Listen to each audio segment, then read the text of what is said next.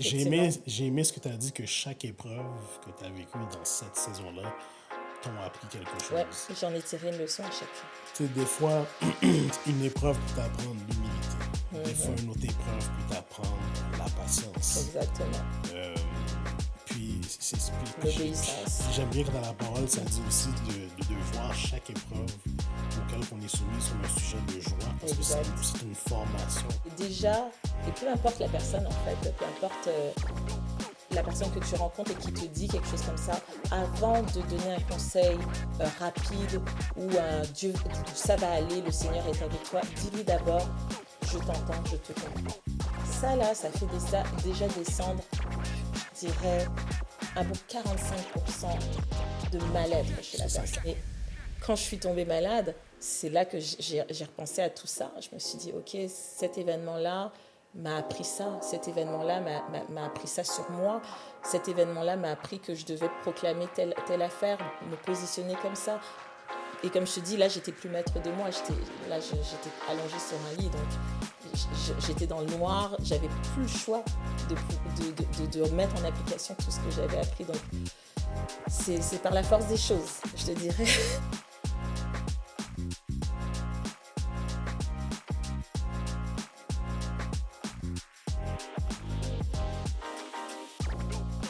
Bonsoir à tous, bonsoir à toi qui me regarde de ton salon, de ton confort.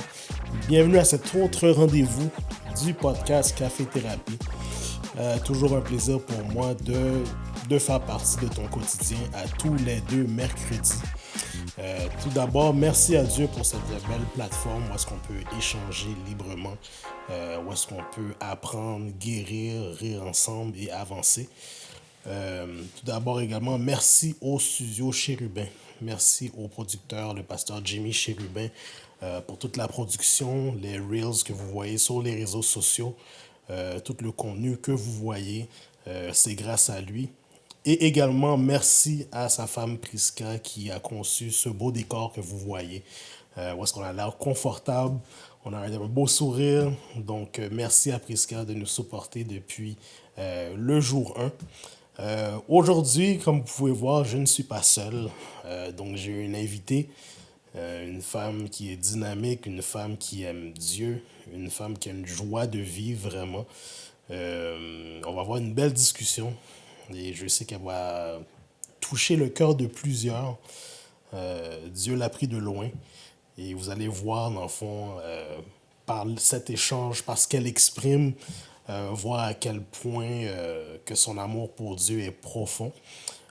Donc j'ai avec moi Shelga. Je vais la laisser se présenter en détail.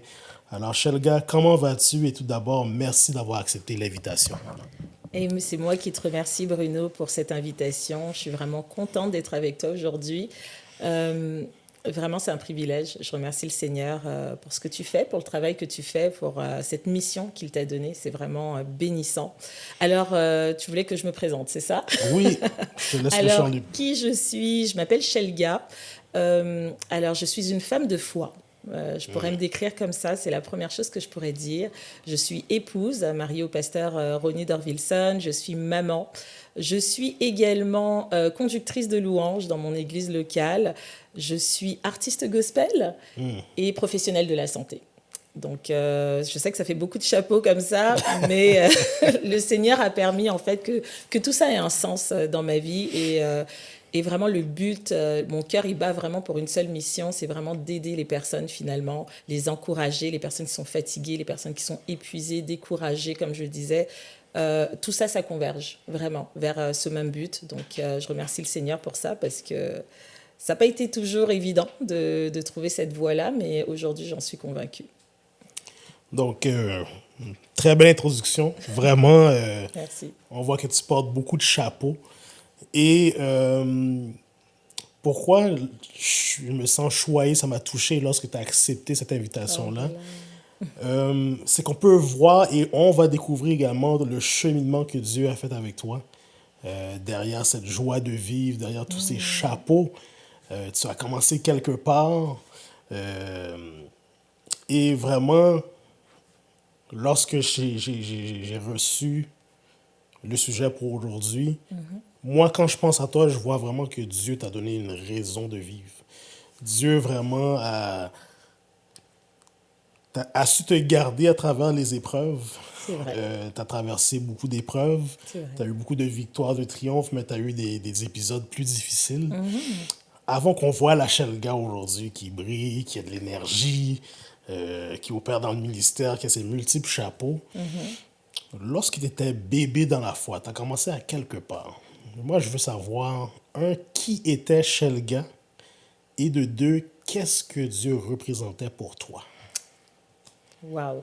Alors, qui était Shelga, bébé de la foi? Qui était-elle?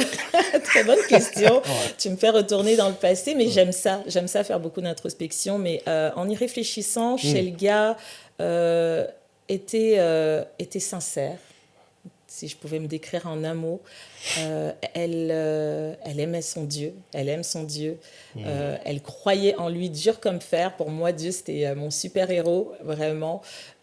Pour moi, le Seigneur, voilà, pour moi, il était mon tout.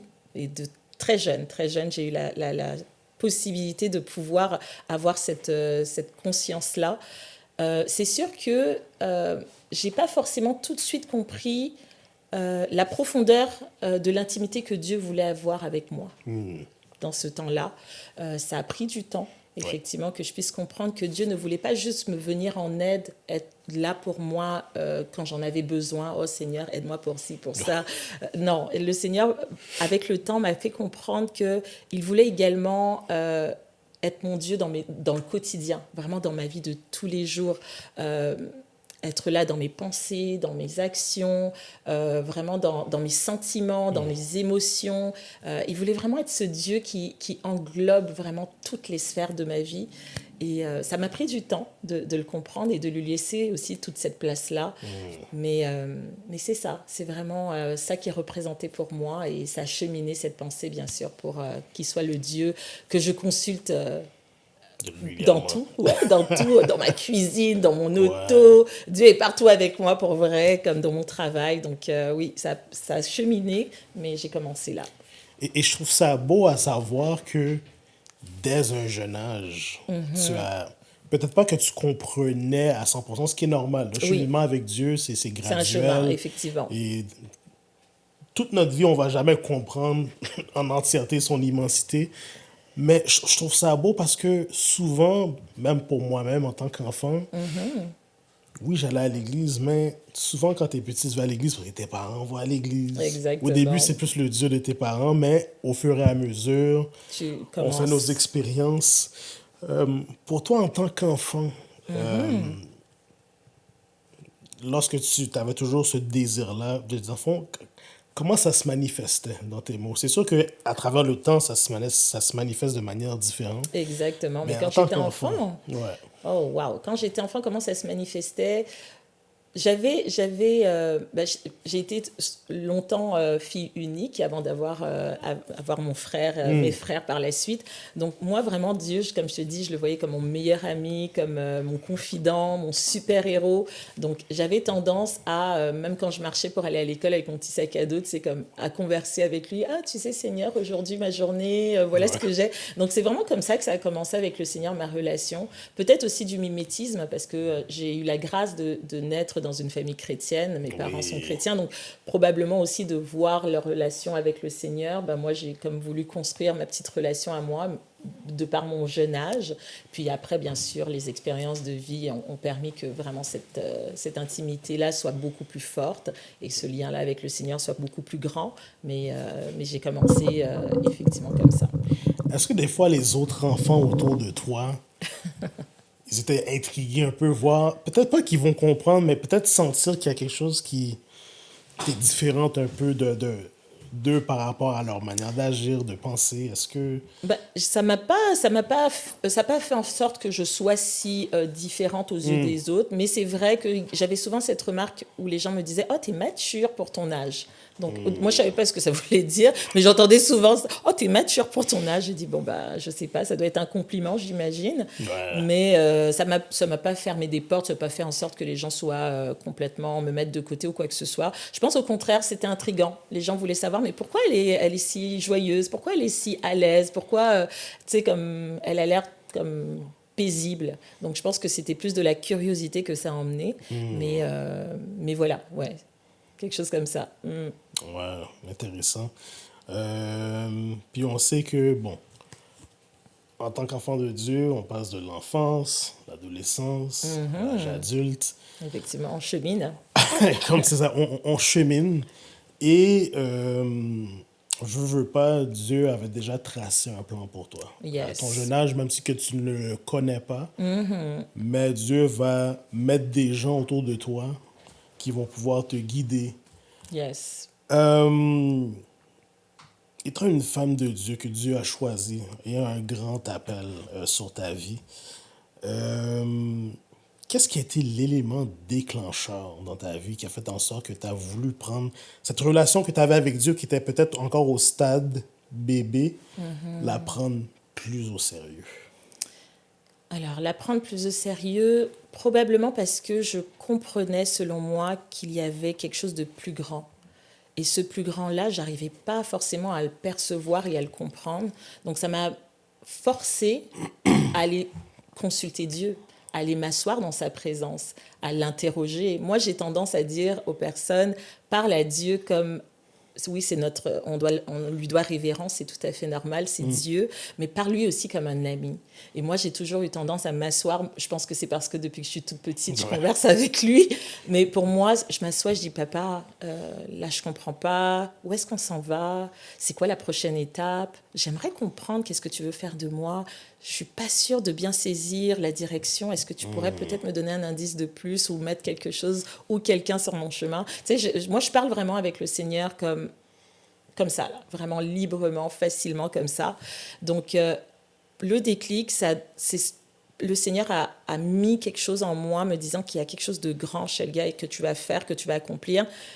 Mais je voulais comprendre c'est quoi cette chose qui était grande. Donc, c'est ça qui m'a poussée à vraiment demeurer à ses pieds, à lui faire confiance, à m'abandonner complètement entre ses mains et à chercher sa face dans la parole, au travers de la louange aussi, de l'adoration. Donc, j'ai vraiment vraiment gratté pour essayer de saisir un peu la portée de cet appel qu'il voulait pour moi.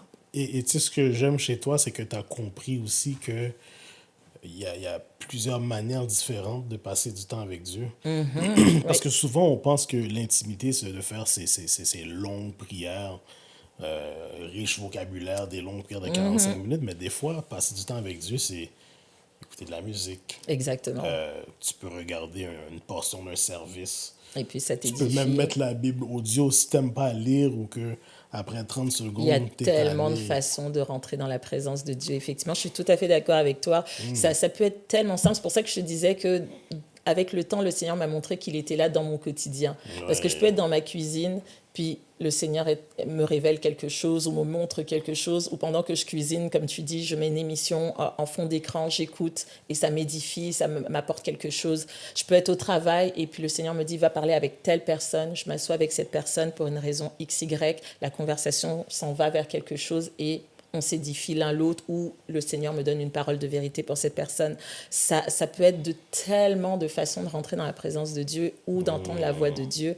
Je suis totalement d'accord avec toi. Ouais. C'est vrai, puis, tu sais, lorsque tu as su, tu as eu ce déclic-là que Dieu voulait faire quelque chose de grand avec toi. Euh, Est-ce que, quand tu l'as senti, tu as eu cette conviction-là, est-ce que tu sentais qu'il te parlait de manière un peu plus audible? Parce que, tu sais, on l'entend tous de manière différente. Ou c'est peut-être à travers des gens qui auraient envoyé, peut-être envoyé une prophétie ou quelque chose du genre. Non, non, pas du tout. J'en parle pas beaucoup, mais le Seigneur s'est révélé à moi au travers d'une vision. OK. Vraiment, c'était une vision.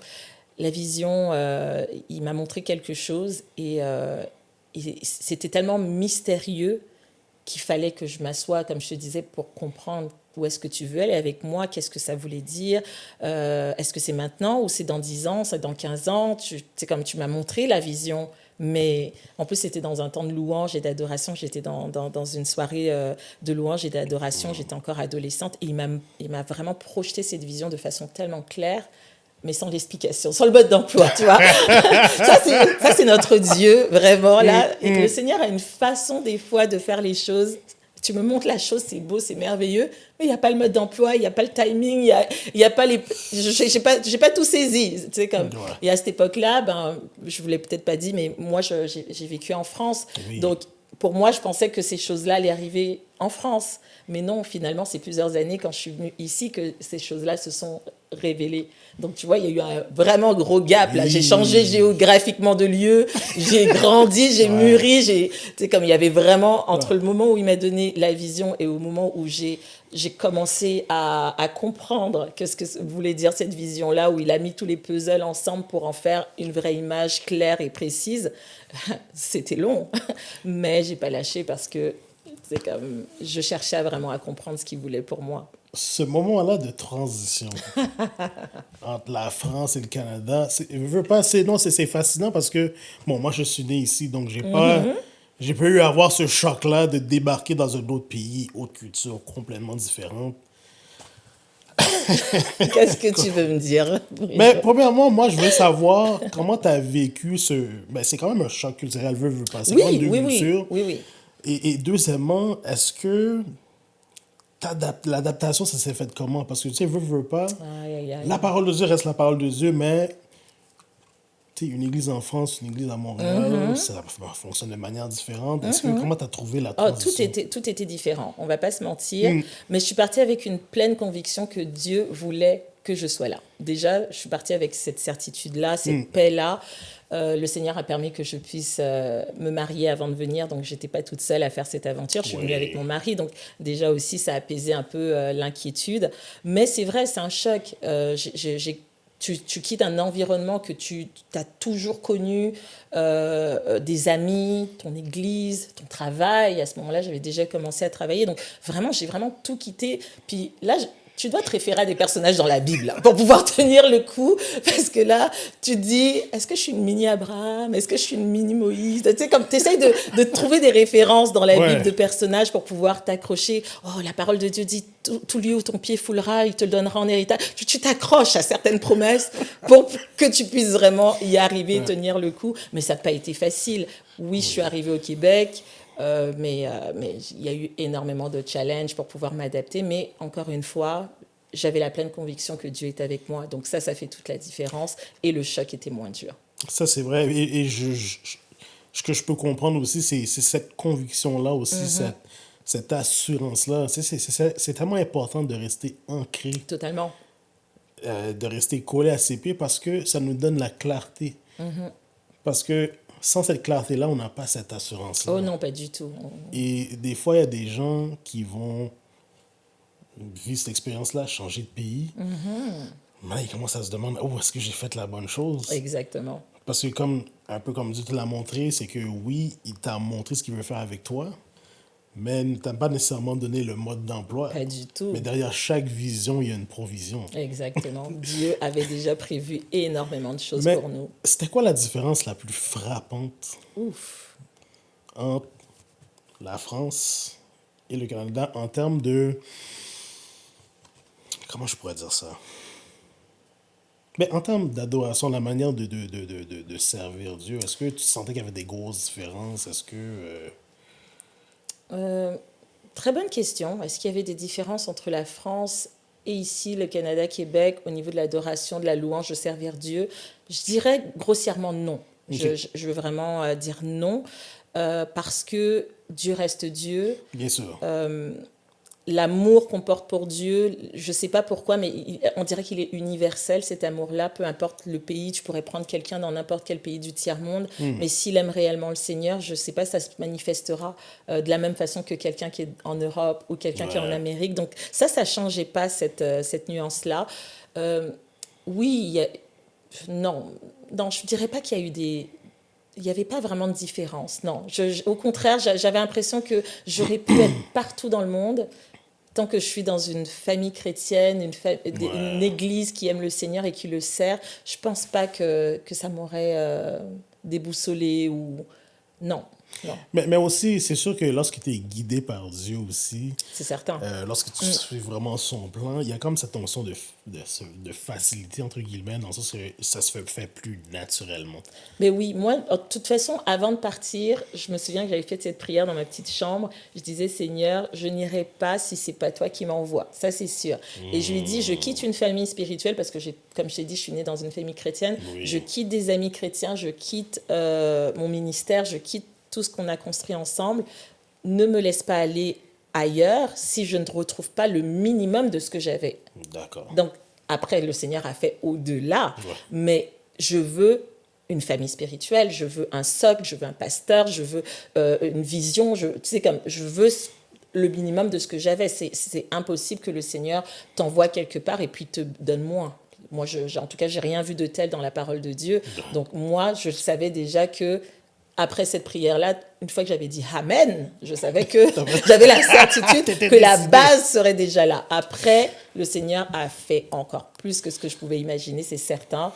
La famille de Dieu que j'ai eue, les amis que j'ai eus, les expériences de vie, le ministère, etc. Il a fait au-delà de ce que j'aurais pu penser ou imaginer, mais on est parti au moins sur une base minimum.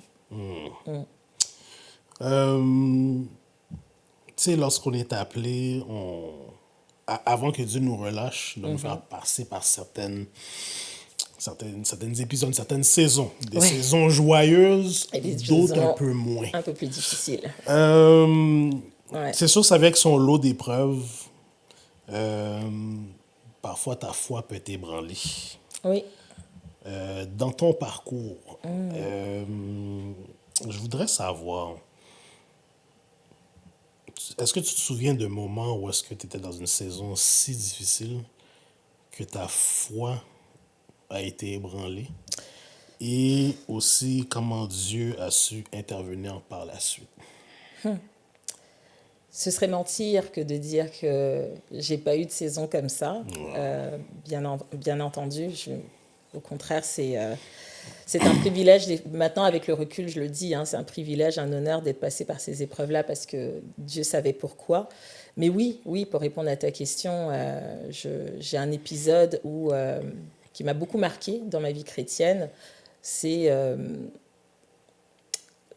lorsque j'ai été attaquée dans ma santé. Ouais.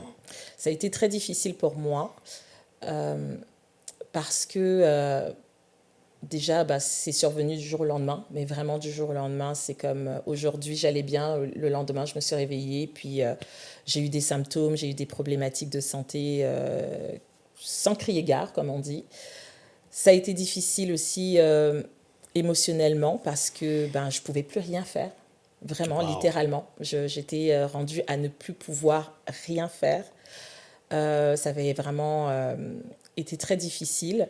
Puis également parce que j'avais une position qui était encore un peu plus cocasse. C'est que, comme je te l'ai dit au début de l'émission, je suis professionnelle de la santé. Oui. Puis moi, j'ai l'habitude d'aider les gens, d'accompagner les gens, d'expliquer aux gens le fonctionnement du corps, etc.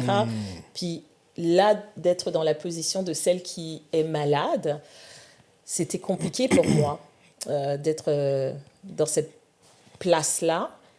Et en plus d'être professionnel de la santé, ça fait que tu comprends beaucoup plus de choses rapidement. Tu sais, comme quand tu arrives dans le cabinet du médecin et qui te dit certains termes ou qui te montre certaines images ou qui te demande d'aller faire tel ou tel examen, tu sais que c'est pas bon. Tu sais que qu'on cherche quelque chose d'assez difficile. Donc là, tout ça, là, j'ai dû dealer avec toutes ces informations-là, me dire, Seigneur, qu'est-ce qui se passe avec mon corps? Où est-ce que ça va aller? J'aimerais comprendre. Est-ce que ça veut dire que c'est la fin pour moi? Oui, parce qu'il y a... Loin, Oui, c'est allé jusque-là, effectivement. J'ai eu très peur. J'ai eu vraiment très peur.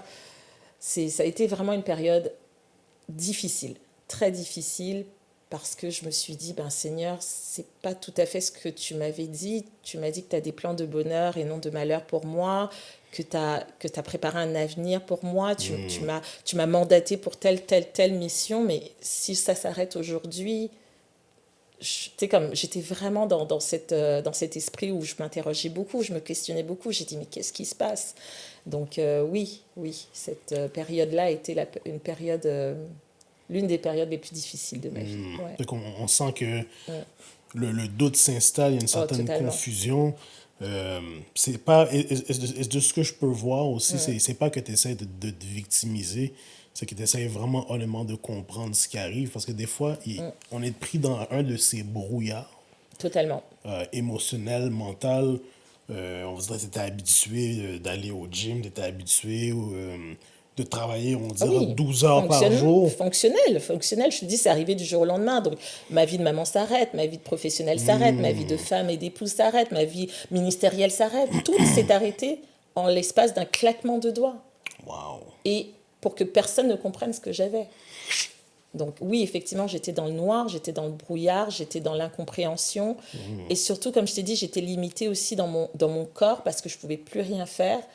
J'ai dû rester allongée pendant des mois, des semaines, des mois, ne pas pouvoir m'occuper de rien faire de par moi-même. J'étais extrêmement dépendante. Donc tout ça, ça vient vraiment te toucher de partout, le mental, le corps, le physique, ta foi. Ma foi était ébranlée. Je n'ai pas peur de le dire, j'ai pas honte de le dire.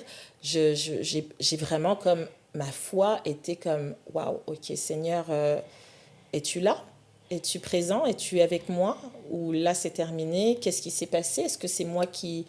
Tu sais, il y a toutes ces réflexions-là qui arrivent à l'intérieur de toi. Puis en même temps, tu te reproches d'avoir ce genre de questionnement-là parce que tu es censé croire en ton Dieu, peu importe ce qui arrive. Donc, tu es dans une impasse. Donc, c'est pas évident. Vraiment pas évident. Est-ce que c'était vraiment la première fois de ta vie vraiment que tu doutais réellement et tu t'entais complètement déboussolé? Oui, à ce point-là, parce que ça avait vraiment touché toutes les sphères. La sphère physique, donc mon corps était touché, la sphère émotionnelle et la sphère spirituelle. J'ai déjà eu des épreuves de vie, mais Pas comme il y a celle-ci. des épreuves, ça touche une partie, ça peut toucher tes finances, tu dis, mais le reste, ça roule. Tu as tes amis, tu as ta famille. Wow. Ça peut toucher, je ne sais pas, une autre sphère, mais il y a d'autres socles qui te tiennent encore debout. Mais là, quand tout s'effondre en même temps, tu... Tu dois prendre une pause du travail, tu dois, mais au niveau de la charge mentale, pour toi personnellement, mais également au niveau de ta famille, comment ça s'est vécu cette période-là? Ben moi, j'avais beaucoup de culpabilité. Je me dis, je les ai abandonnés. Tu sais, j'ai deux jeunes enfants, un mari. Tu sais, comme, je me dis, mais je suis même plus là pour pouvoir comme faire la routine, rouler. Je pouvais plus rien faire, et littéralement. Et, et à ce moment-là, je me sentais mal. Je me dis, mais mon Dieu, ben, c'est quoi? Je sers plus à rien finalement. C'est comme, tu sais, oui, c'était arrivé à des Ça va pensées comme loin. ça. Oui, c'était allé loin. C'était allé Wow. vraiment loin. Mais dans tout ça, malgré tout ça, le Seigneur était avec moi. Même si je doutais, même si je questionnais à l'intérieur de moi, je ne pouvais plus prier comme je le voulais. Parce que, comme je t'ai dit, je ne pouvais pas bouger, je ne pouvais pas marcher, je ne pouvais pas me déplacer, mais j'étais allongée dans mon lit, dans le noir. Mais je faisais des soupirs inexprimables, comme la Bible le dit. Ouais. Je priais à l'intérieur de moi. Puis l'Éternel de me rappeler, et c'est là qu'il est important de connaître un peu sa parole, parce que je ne pouvais plus lire, j'avais de l'hypersensibilité au niveau de la visuelle et tout, donc La le soleil, lumière la aussi. lumière, je ne pouvais plus supporter ça. Donc il fallait que je fasse confiance à tout ce que le Seigneur m'avait appris depuis longtemps. Tu sais, je me remémorais des histoires bibliques, je me souvenais de certains versets, même si ce n'était pas parfait au mot près, mais je disais dans mon cœur, je me souviens, Seigneur, dans ta parole, tu as dit telle chose. Je déclare dans le nom de Jésus que c'est mon partage. Tu sais, là, je me souvenais de certaines situations de vie. Je dis, Seigneur, je me souviens que j'avais vécu telle histoire et tu ne m'avais pas laissé, tu ne m'avais pas abandonné. Donc, je déclare que là non plus, tu ne m'as pas laissé, là, tu ne m'as pas abandonné. Même si je ne te sens pas, même si t'es pas, tu sais, comme, même si c'est vrai que ma réalité semble tout autre, mais je crois que tu es avec moi. Donc, j'ai dû travailler ma foi autrement. J'ai dû chercher, puiser ma force ailleurs. Je ne pouvais plus compter sur qui c'est comme sur qui j'étais, la Shelga qui bouge partout, qui est capable d'aller s'agenouiller, prendre une Bible et tout. Non, je ne pouvais plus compter sur ça, mais j'ai dû trouver une autre façon de chercher Dieu et d'entendre la voix de Dieu. Wow. Ouais. C'est là que le jeu puis tout par celui qui me Aïe. fortifie prend tout son sens Oui, aussi. oui, ah, les versets, là, je les ai compris dans une autre dimension, crois-moi. Puis, ce que je trouve touchant, ce qui me frappe vraiment dans ce que tu as dit, c'est ton attitude dans l'attente.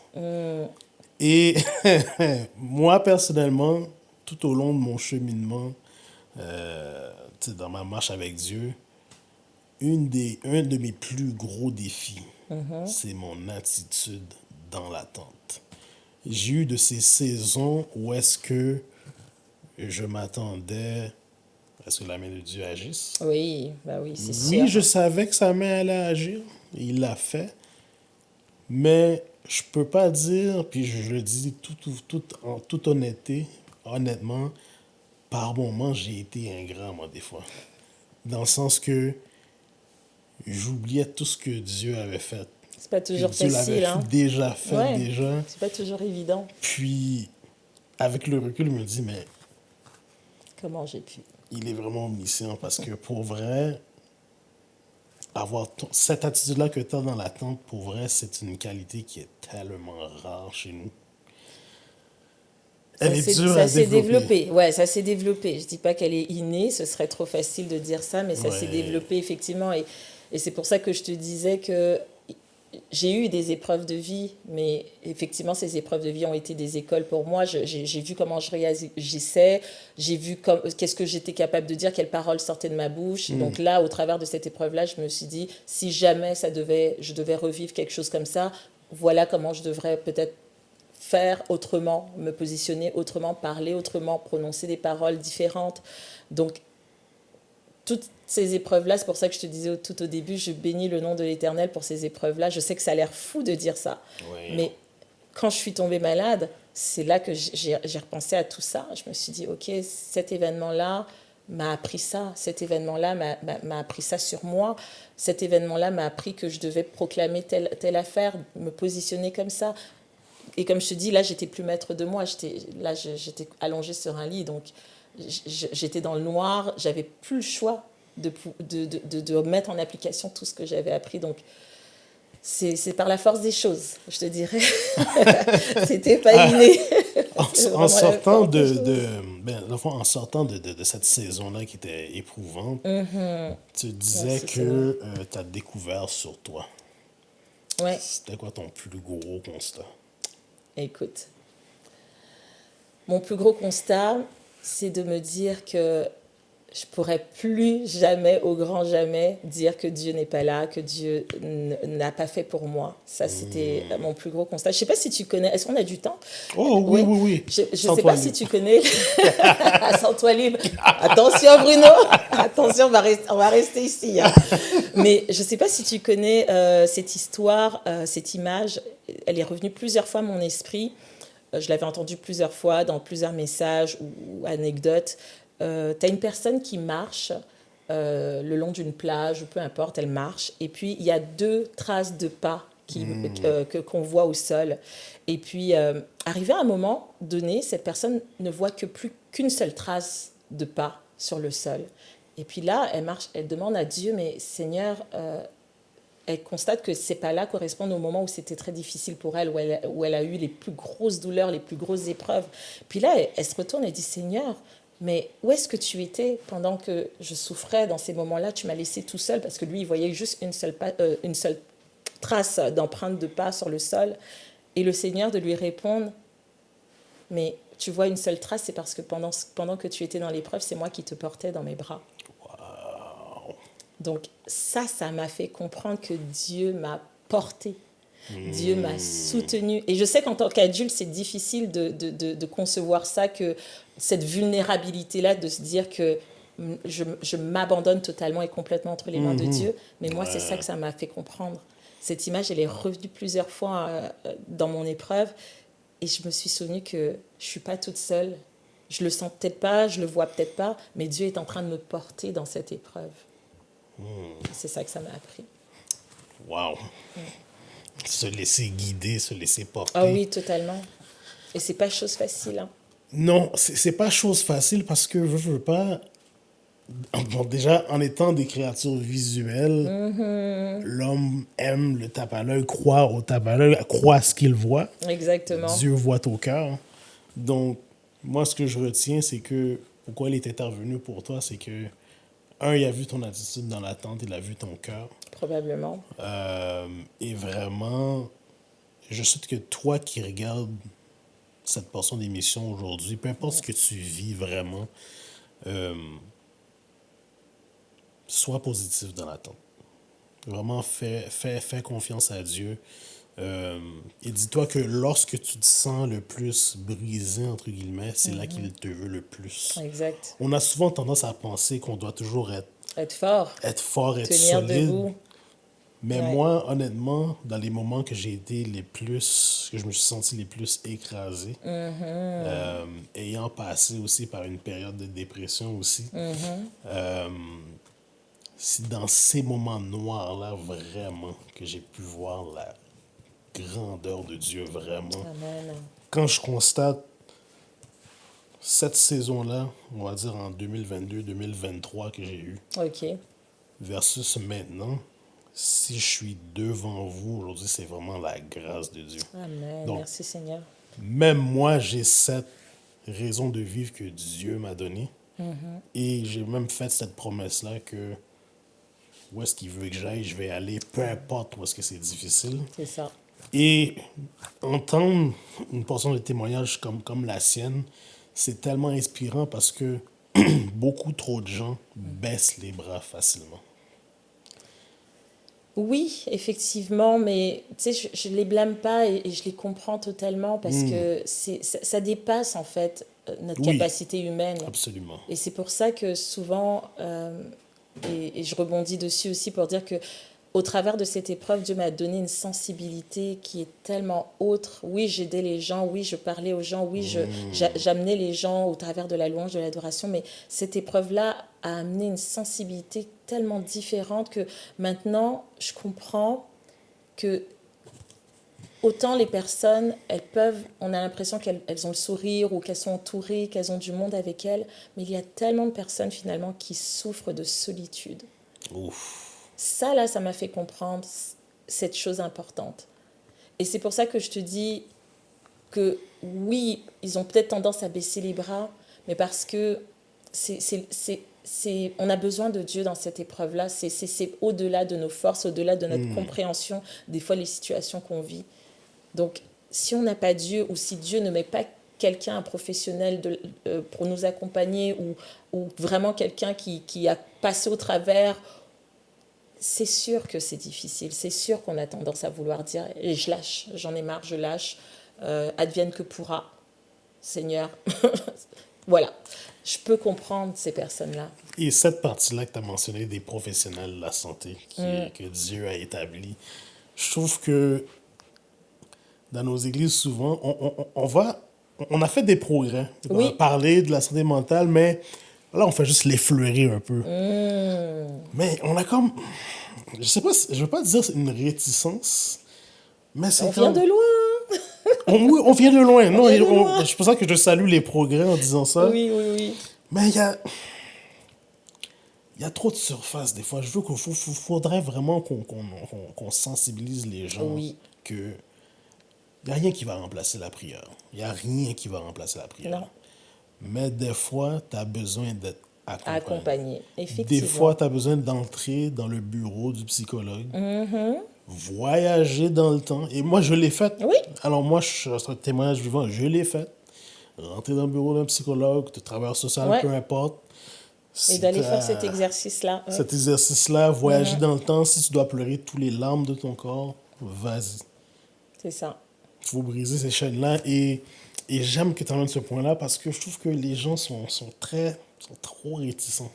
Oui, bah, effectivement, ils sont réticents parce que, comme je t'ai dit tout à l'heure, c'est qu'on ne sait pas lâcher prise, on ne sait pas être vulnérable, on ne sait pas s'abandonner pour se laisser porter, aider. C'est difficile pour beaucoup de personnes parce que, comme tu disais tout à l'heure, on nous a appris à être fort, à tenir debout et ne rien laisser transparaître. Mais c'est vrai qu'il y a un travail qui se fait et qui commence à émerger. le Seigneur m'a fait la grâce de pouvoir être une personne ressource pour beaucoup de personnes, justement, dans ce cas-là. Et comme je te disais, c'est pas, on a l'impression que tout le monde va bien, mais il y a plus de monde qui va mal que de personnes qui vont bien. Malheureusement, je le dis en riant, mais c'est la réalité. J'accompagne spécifiquement des femmes, moi, des femmes chrétiennes qui sont épuisées, fatiguées. Elles prient pourtant. Elles ont la foi, mais à l'intérieur, il y a quelque chose qui les décourage, il y a une épreuve qui vient les accabler.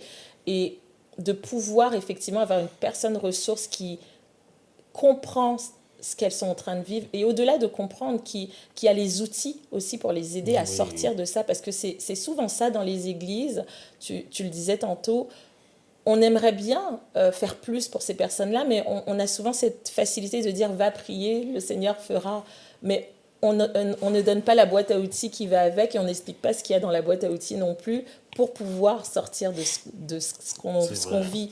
Donc, c'est pour ça que je dis toujours aux personnes, cherchez une personne ressource, cherchez une référence, un professionnel qui a étudié dedans, ou que le Seigneur a mandaté dans cette voie-là pour pouvoir justement vous dire, OK, on t'a dit d'aller lire ta Bible, d'utiliser ta Bible, la prière, mais voici comment prier, voici ce que pas forcément les mots que tu dois dire, mais voici comment formuler les choses. Ok, maintenant qu'on a la foi, mais voici les outils, comment tu dois appliquer. Parce que les choses ne se font pas du jour au lendemain, ça se fait étape par étape. Un processus. C'est un processus, effectivement. Donc, étape 1, aujourd'hui, cette semaine, si ça doit prendre une semaine, ça doit prendre 15 jours, ça prendra le temps que ça prendra.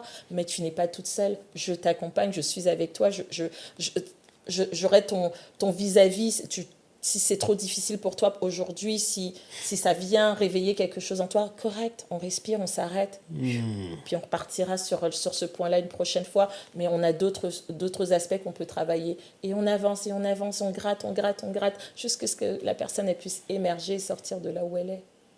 Mais il faut faire cet effort-là d'aller vraiment chercher. Et, wow.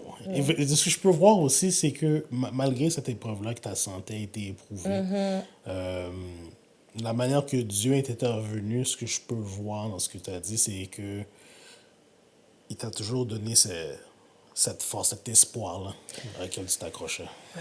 Ouais, effectivement, il m'a donné cet espoir-là parce que je me suis accrochée à la promesse qu'il m'avait faite, qu'il avait un plan pour moi. Et comme je t'ai dit à un moment donné, dans ma colère ou dans mon incompréhension, quand j'interrogeais Dieu, je dis, mais ça ne fait pas de sens, Seigneur, si je peux me permettre de te dire ça. Mais ça ne fait pas de sens. Tu m'as montré quelque chose, tu m'as dit quelque chose, puis aujourd'hui, je vis quelque chose. Mais si je veux atteindre ce que tu m'as dit, je ne peux pas être définitivement dans cette position-là. Donc, il y a quelque chose qui ne fonctionne pas. Donc, moi, je me suis accrochée non pas à la situation dans laquelle j'étais, mais à la promesse qu'il m'avait faite. Et ça m'a aidée. Et une autre chose aussi, c'est qu'il faut comprendre que une saison, c'est temporaire. Oui. Il y a des Même saisons, si elle peut être longue. Hein? C'est ça, il y a des saisons de récolte, bien sûr. Tu récoltes le fruit de ton travail, mais là, vraiment, où est-ce que notre caractère est forgé, c'est dans ces moments d'attente-là. Et j'ai aimé ce que tu as dit, que chaque épreuve que tu as vécue dans cette saison-là t'ont appris quelque chose. Ouais, j'en ai tiré une leçon à chaque fois. Tu sais, des fois, une épreuve peut t'apprendre l'humilité. Des fois, une autre épreuve peut t'apprendre la patience. Exactement. Puis l'obéissance. J'aime bien quand dans la parole, ça dit aussi de voir chaque épreuve auquel on est soumise comme un sujet de joie, parce exact. que c'est une formation. Tu sais, là, on voit la Shelga qui est pleine de vie, qui est forte. Et moi, personnellement, je te connais, mais même si je te connaîtrais pas, j'écouterais ça, j'aurais dit, waouh, elle sort de loin. Oui. Comment garder ce sourire-là, comment garder cette joie de vivre-là, comment garder ce même feu en dépit de tous les déserts qu'elle a traversés. J'aime pas dire le mot quel est le secret. Ouais, je vois ce que tu veux dire. Mais c'est pas donné à tous. Pour toi, qu'est-ce qui... Moi, je dirais probablement de reconnaître sa vulnérabilité. Si tu dois pleurer, pleure. Si tu dois te rouler par terre, roule-toi par terre. Si tu dois, si tu dois crier, crie. Il y a des gens, faut crier, faut extérioriser les choses. Mais une fois que tu as fini, n'oublie pas de garder les yeux fixés sur l'Éternel, parce que la Bible nous dit que c'est la joie de l'Éternel est ma force. Donc si tu regardes vers lui, il va t'emmener ce rayon de joie, il va t'illuminer, et puis c'est ça qui va être ta force finalement pour pouvoir tenir au travers de l'épreuve, au travers de ce désert dans lequel tu vis. Mais n'aie pas peur d'être toi, n'aie pas peur d'être vulnérable, n'aie pas peur de dire ce que tu as à dire. Puis ensuite, ok, c'est réglé. Dieu, il est capable de tout entendre. Hein. Tu sais, on a tendance... Ouais, c'est intéressant. On a tendance à vouloir cacher les choses. Mais des fois, là, franchement, je te dis, là, cacher quoi? Tu veux cacher quoi à qui? À Dieu, oui. Non, impossible. Donc, sois vrai, sois vulnérable, lâche-toi, dis ce que tu as à dire, pleure un bon coup, puis ensuite, ressaisis-toi. Ok, regarde à l'Éternel, regarde à ce qu'il dit de toi, regarde à la parole, mets un chant de louange s'il le faut, danse, exprime-toi au travers de l'adoration, de la louange, et laisse le Seigneur faire ce qu'il a à faire dans ta vie. Wow.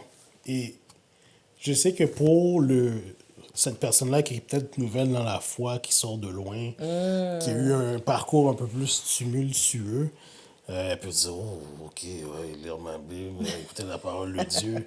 Mais je pense que tout le monde a quelque chose à en tirer, parce que même pour cette personne qui est bébé dans la foi, ça peut être juste prendre une marche, parler avec Dieu, et tu parles comme si tu parlais à un ami, et même si tu veux commencer à prier, tu peux, de façon très simple. Tu n'as pas commence besoin de grands mots. Notre Père, commence par... Tu n'as pas besoin de grands mots. Comme je te disais, le Seigneur m'a montré qu'il était mon Dieu dans le quotidien, vraiment dans toutes les facettes de ma vie, dans toutes les sphères de ma vie, que ce soit dans ma cuisine, dans mon auto, je te le disais, quand je fais le ménage, peu importe les activités que je fais, il est partout avec moi. Donc effectivement, la personne qui ne connaît pas encore le Seigneur, qui n'a pas encore peut-être cette intimité ou cette relation profonde avec le Seigneur, commence de là où tu es, avec ce que tu es en train de faire, l'environnement où tu es, commence là où tu es. Parce que le Seigneur, il est pas trop loin, il est tout de même très très près, plus près que tu ne le crois finalement.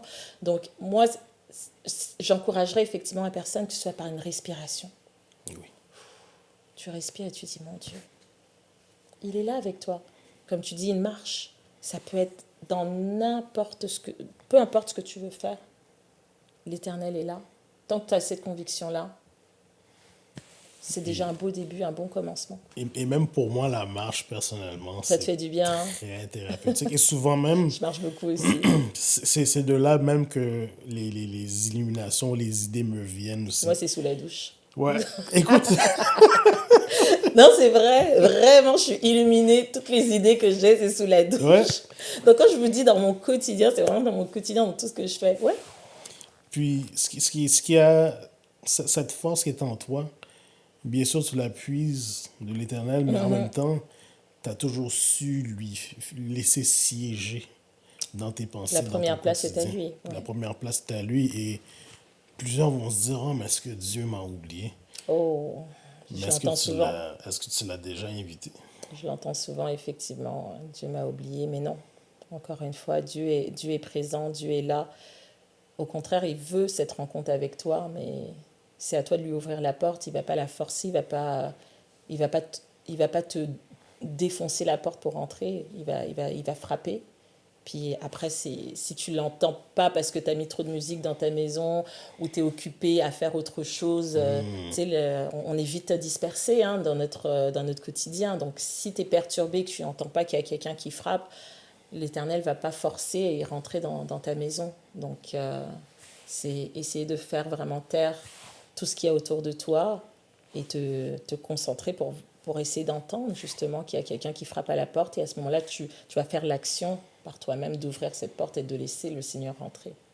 De comprendre également. Puis, de chercher à comprendre, parce que je veux pas comprendre ce qu'il nous dit, c'est pas toujours facile. Oh, ça, c'est encore un autre débat. Je l'ai dit, moi, ça m'a pris beaucoup de temps de comprendre. Ça, c'est un autre débat, comprendre ce que le Seigneur veut Oui, nous non, dire. c'est sûr. Ouais, Parce qu'il ça y a tellement c'est... de signes. Parce Ouais. que ce qui est difficile aussi, des fois, c'est être pris entre ce qu'on veut ardemment, peu importe c'est quoi, et ce qu'il veut vraiment nous montrer. Et c'est facile de se mélanger des fois. Exactement. Je pense que la prière la plus difficile à faire, c'est que ta volonté soit faite. Les gens la disent tellement trop vite. Je suis pas sûre que les personnes comprennent réellement Le que ta sens. volonté soit faite. Non, non, non, c'est vraiment comme, oh, waouh, le laisser faire. Non, ça, c'est vraiment compliqué. C'est vraiment compliqué. Euh, Tu sais, à travers bon, ce partage, vraiment, moi, ce qui me frappe vraiment, c'est cette joie qui est contagieuse partout où tu rentres. On va à la même église. Et dès que Shelga prend le micro, les gens sont transportés, Gloire à Dieu. euh, comment je pourrais dire ça? Cette joie-là, vraiment, euh, quand tu repenses vraiment là, de où est-ce qu'il t'a appris, là, cette joie, Ouais. qu'est-ce qu'elle représente pour toi? Je pense que cette joie, oui, elle est bénéfique pour moi. Comme je te l'ai dit, c'est vraiment ce qui me tient, qui tient ma foi, qui me permet d'avancer. Mais encore plus loin, c'est que l'Éternel m'a montré que cette joie-là, je la devais aussi pour bénir les autres personnes. Donc, ça se limite même plus à moi, ça se limite à encore plus loin. La mission est vraiment plus grande. C'est que cette joie-là, je l'emmène parce qu'il y a, comme je te disais, des personnes qui sont découragées, des personnes qui sont fatiguées, des personnes qui sont malades, des Oui. personnes qui sont dans des situations tellement lourdes que je me dois, en tout cas c'est la mission que je porte, d'apporter cette lumière-là, cette chaleur-là, cette joie-là au monde pour qu'ils puissent, ne serait-ce que pendant un moment, se souvenir que l'Éternel est là, que l'Éternel est Dieu. L'Éternel a souvent utilisé ma voix au travers de la louange, de l'adoration, mais là, il l'utilise encore plus fort pour porter un message qui est encore plus gros que ça. Dieu est présent, Dieu est vivant, Dieu est réel, Dieu est puissant. C'est ces messages-là que je prône dès que le Seigneur me donne l'opportunité de pouvoir ouvrir la bouche. Et je ne peux pas dire ça, ces mots-là, sans avoir la joie, parce que je le reconnais qu'il est puissant, je le reconnais qu'il est grand, je le reconnais qu'il est merveilleux. Donc, je ne peux pas ne pas le dire. Tu te rends compte, quelqu'un qui parle de quelqu'un d'aussi extraordinaire avec une mine renfermée, ça ne marche pas. Non. Le message n'est pas le même, Non, il c'est n'est pas sûr. transporté de la même façon. Donc, c'est probablement pour ça que tu me vois avec cette énergie-là, cette joie-là, cette impulsion-là, parce que ce message est tellement merveilleux à porter que j'ai pas le choix de le communiquer de cette façon-là pour qu'il puisse arriver au bon endroit dans le cœur des personnes que le Seigneur me permet de côtoyer.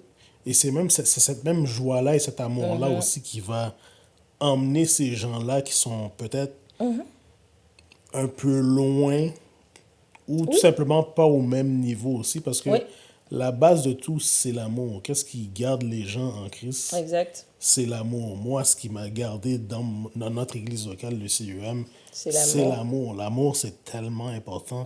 L'amour, il y a tellement de branches. Et pour avoir cette joie, ça prend de l'amour. Probablement, effectivement. Oui, oui. Et c'est Dieu, bien sûr, qui nous la donne. Et pour la comprendre, même si on ne la comprend pas tout à fait, l'importance de replonger dans les Écritures aussi pour comprendre L'amour de Dieu, l'amour de Dieu aussi, l'amour surtout dans qu'il a nos pour nous. moments de faiblesse aussi, dans ces moments-là où est-ce que on se sent abattu, Exact. dans ces moments-là aussi où est-ce on se culpabilise pour des choses, tu sais, se culpabiliser parce qu'on est triste, parce qu'on vit une saison de découragement. Ouais, c'est difficile de briser ce cercle vicieux, hein. Je le disais tout à l'heure aussi dans mon témoignage. C'est vrai que tu as tendance à t'en vouloir de pas être bien, mais t'es pas bien à cause Ouais. de la situation. Donc c'est comme un cercle vicieux, ça s'arrête pas. Et effectivement, il y a que l'amour de Dieu qui peut venir nous chercher là où on est, nous retirer de là où on est et puis nous positionner dans une meilleure place. Ou des fois, on peut rester dans ce problème-là. Il y a des saisons aussi qui sont très longues. On peut être dans ce Oui. problème-là, mais quand même avoir l'amour de Dieu qui nous accompagne, qui nous illumine, la joie du Seigneur qui nous garde et qui nous fortifie. Et ça vient apaiser aussi. Oh oui, totalement, Puis, ça vient alléger les choses. je veux que les gens comprennent que vous soyez en Christ ou non, peu importe, ou quelqu'un qui veut venir à Christ, c'est pas qu'il n'y aura pas de difficultés, c'est pas qu'il n'y aura pas de vicissitudes, c'est lorsque tu as cette conviction, lorsque tu as cette assurance, les problèmes, les difficultés de la vie, tu les vis différemment. Totalement. Les problèmes sont sous tes pieds. Dans le fond, ce qui arrive, c'est que cette tristesse, la différence entre quand tu es en Christ et quand tu n'es pas en Christ, c'est cette tristesse. Lorsque tu n'as pas Christ, tu vas la laisser te guider. Mais lorsque tu es en Christ, cette tristesse-là, tu vas la vivre, mais tu vas comprendre qu'il y a cette solution. Tu vas comprendre qu'il y a espoir. Et c'est Exactement. important de comprendre qu'il y a espoir parce que lorsqu'on regarde l'état du monde, je regarde des gens qui n'ont pas Christ dans leur vie, je regarde leur raisonnement, puis des fois, je m'assois avec eux et je les écoute parler. Je ne parle pas beaucoup, Ouais, j'écoute écoute. chaque mot qu'ils disent. Ça peut être même être des collègues de travail, même des clients des fois. Et comment ça va? Ouais, le fameux soupir, ouais. Mais derrière ce soupir-là, là, Il y en a- la lourdeur derrière ce soupir-là, Ça veut dire beaucoup pour eux, ouais. les gens, on est tellement habitués à vaquer à nos occupations, mais si tu prends le temps, De réellement demander un vrai ça va. un vrai Ça, savoir, c'est pour ça que je te disais tout à l'heure qu'il y a beaucoup de personnes qui ont le sourire ou qu'on a l'impression qu'ils sont entourés. Mais tu peux avoir énormément de monde autour de toi et te sentir seul avec ton problème, seul avec ton épreuve. On ne sait pas là comment tu le vis une fois que tu rentres dans ta voiture, une fois que tu es chez toi. et c'est là l'importance d'explorer cette vulnérabilité aussi. Totalement. Et ce que j'aime de ton parcours, c'est que tu as toujours su créer cet espace sécuritaire où est-ce que tu peux te confier à ton papa, où est-ce que tu peux lui adresser les mots que peut-être tu n'aurais pas osé à tes proches, peu importe la raison, Ouais, mais que lui va lui, t'écouter oui, et comprendre sans exactement. jugement. Totalement. Parce que des fois, tu peux te confier en quelqu'un, la personne a toutes les bonnes intentions, Mais mon Dieu, oui. mais la personne n'était juste pas disposée à recevoir ce coup-là. Donc, notre relation avec Dieu, ta relation avec Dieu est tellement importante, elle est primordiale à la Le développer. choix. Ouais. Et elle se développe de plusieurs manières aussi.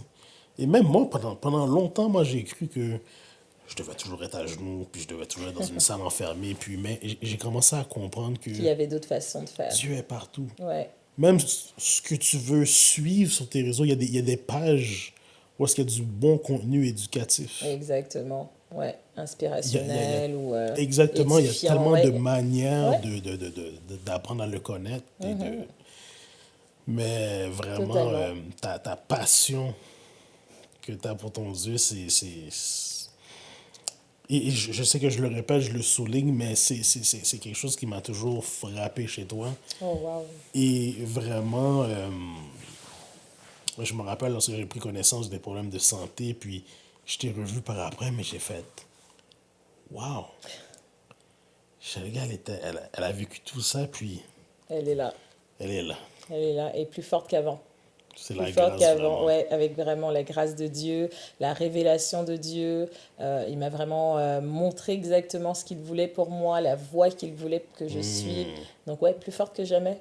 Plus forte que jamais. Et comme je te dis, peu importe ce qui arrivera, après certaines épreuves, tu peux plus voir Dieu de la même façon. Tu le vois vraiment, comme je disais au début, mon super-héros. Mais là, je le vois avec toutes les autres facettes de ma vie. Ouais. J'ai Ouais. encore ce regard-là de lui, sur lui. Tu sais, là, on parle beaucoup tu sais, d'avoir cette assurance-là, cette paix, cette foi, cette joie. Mais il y a également de ces gens qui vivent vraiment des moments difficiles, que Ouais. qu'ils soient aux prises avec une maladie, un diagnostic.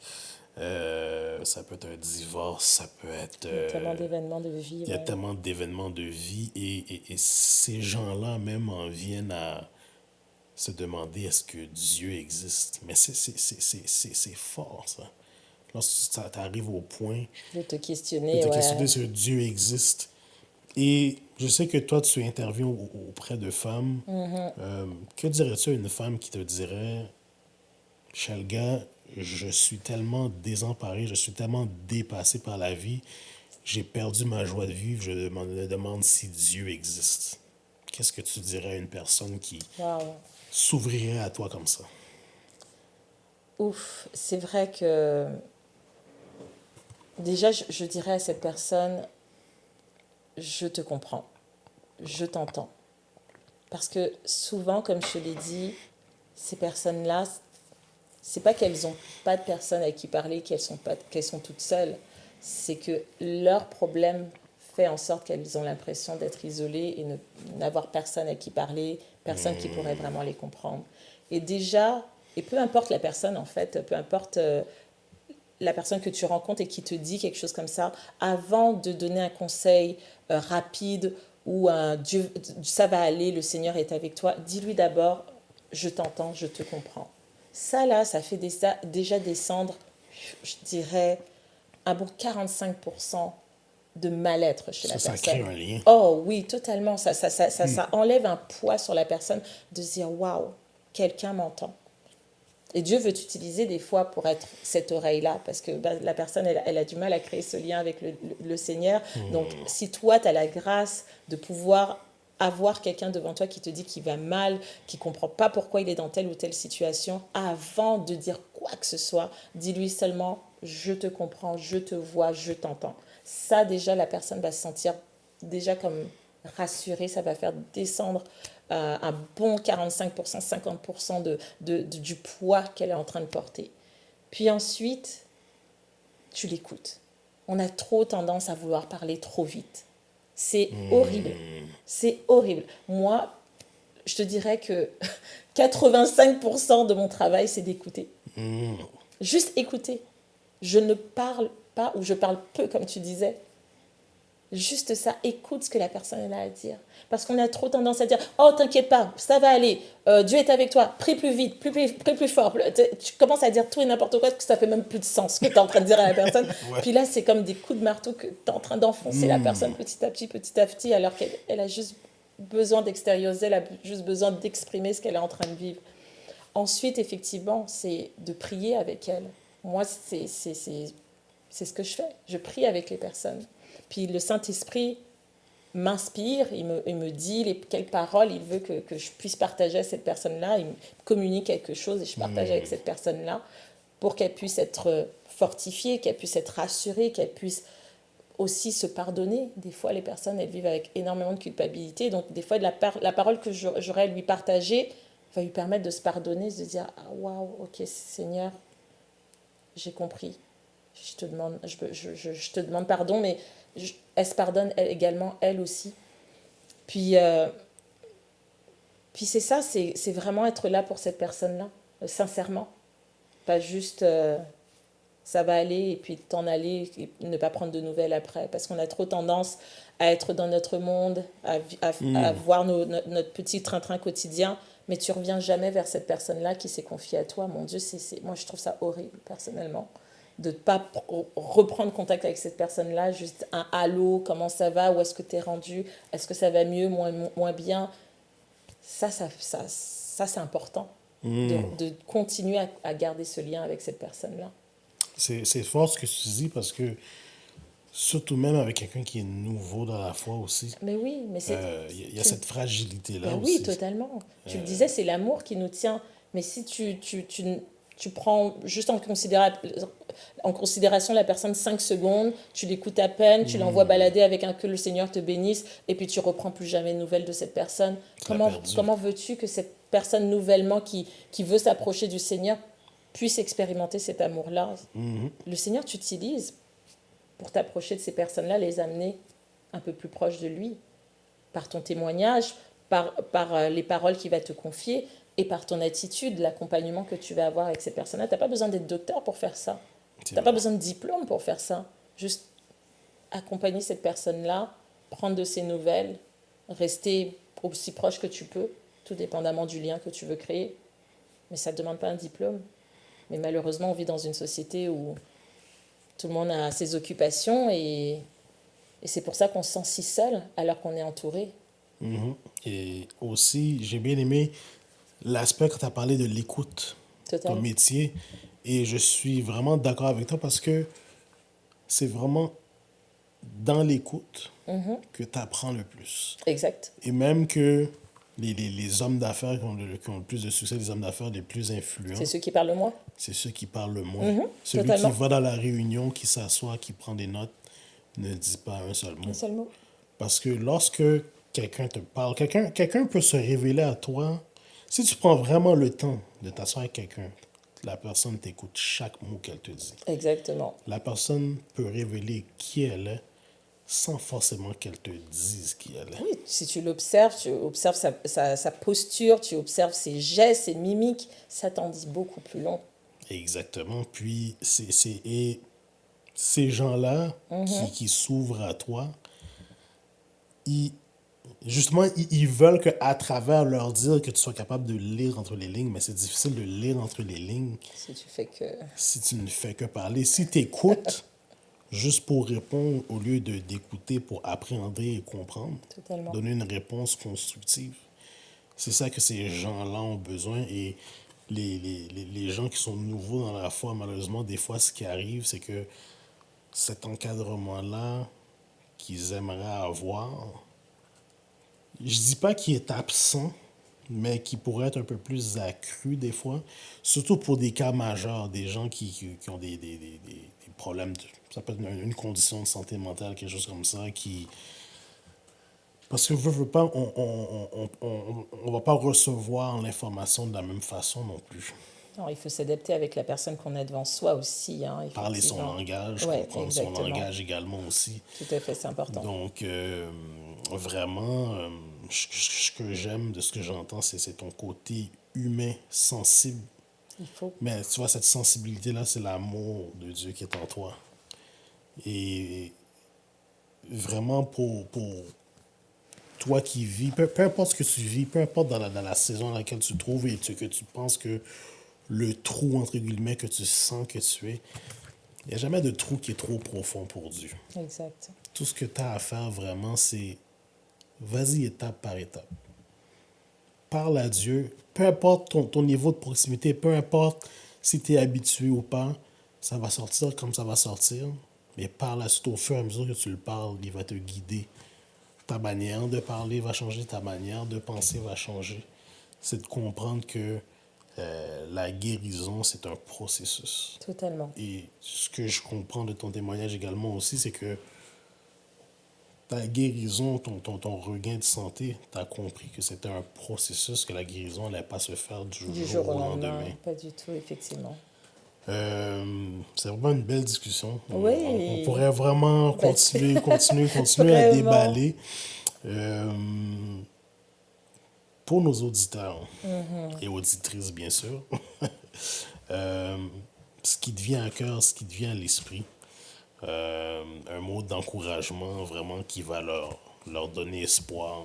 Qu'est-ce que tu aimerais leur communiquer? Qu'est-ce que tu as à cœur pour les communiquer? Waouh. J'ai utilisé ma voix. Il Vas-y. y a un chant qui revenait souvent dans mon épreuve et que j'aime définitivement et que j'aime tellement. Et si je pouvais te le partager là, maintenant, tout de suite, n'écoute pas si c'est juste ou si c'est pas juste, mais juste écoute les paroles et tu comprendras probablement ce que le Seigneur veut te dire aujourd'hui si tu as pris le temps d'écouter de cette émission jusque-là. Il y a ce chant qui dit « Ne t'inquiète pas et n'aie aucune crainte. La joie vient le matin. Les problèmes ne durent qu'un temps, car il y a un nommé Jésus qui essuiera toutes tes larmes. Et si ton cœur est brisé, lève tes mains et déclare, oui, je sais que je réussirai. Je sais que je résisterai, quel que soit ce qui m'arrivera. Ma vie est dans tes mains. Et ça, ce chant m'a accompagnée. Wow. Peu importe ce qui t'arrivera, que tu le sentes ou pas, l'Éternel est là et il te portera, il sera avec toi, il marchera avec toi et tu sortiras tôt ou tard de cette épreuve, de ce désert. Et si tu n'y arrives pas tout seul, dis-toi que le Seigneur mettra forcément quelqu'un sur ta route pour t'accompagner, pour te fortifier, pour t'aider, mais fais-lui confiance. Une simple prière, de simples mots, dis Seigneur, dans l'épreuve dans laquelle je suis aujourd'hui, je n'y arrive plus. Je suis plus capable, je ne comprends pas, aide-moi. Et crois-moi, il va t'apporter la solution. Crois-moi, il va venir tout près de toi et il va vraiment faire quelque chose de merveilleux pour toi parce qu'il est la solution de toute façon. Donc, concerte-toi, va dans la présence de Dieu, demande-lui simplement, Seigneur, aide-moi, et tu verras qu'il sera là pour te fortifier, il sera là pour t'aider à passer au travers de cette épreuve-là. Donc voilà ce que je pourrais dire à quelqu'un qui aujourd'hui vit une situation difficile. Wow. Merci vraiment pour ces mots touchants. Tu as une Merci à toi. belle voix. Merci. Une belle voix dans le chant, mais une belle voix portante aussi. On sent vraiment ce côté humain, cet amour, cette sensibilité. Et c'est une sensibilité qui touche les gens autour de toi, partout où tu rentres. Tu illumines la pièce par ta joie qui est contagieuse Gloire à et Dieu. vraiment ne lâche pas, continue.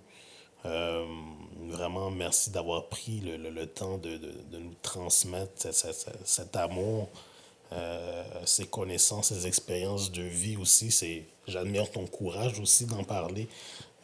C'est pas toujours facile des fois de replonger dans le temps, revivre certaines expériences et j'en suis vraiment reconnaissant. Vraiment, et je suis convaincu que ceux qui vont regarder cette émission-là vont être charmés aussi.